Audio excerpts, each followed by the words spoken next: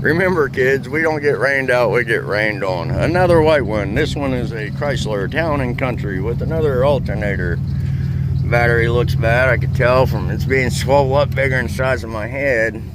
But more than likely, alternator shot too. I need to go through the diagnostics process and be confident they don't have a 1-2 combination going on here. If so, you know, I gotta let them know. It'll make me look bad. Yeah, so anyway. Important information. All right, and there you be.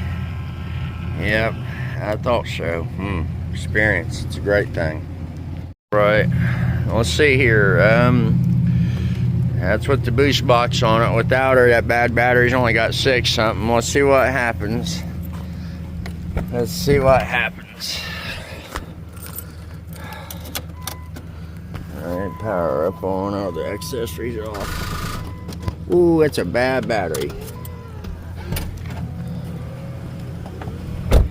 Yeah, not cool. Just ate it right on up.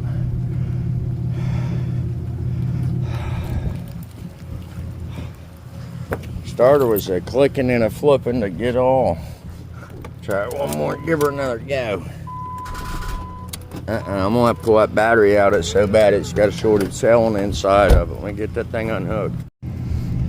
Back at it, and all right, 12 volts. That's my good premium starter battery. Notice my unregistered trademark, and I put dates on things, warranty stuff. But anyway, let's see what happens now.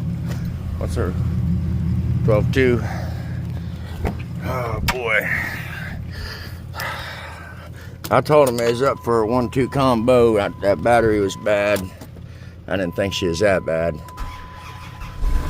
Ooh, big difference. Starting going, thing sounds like the old Dodge. That's for sure.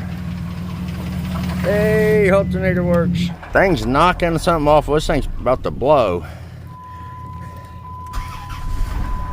Alright, she's got some rattly going on. Ain't that something?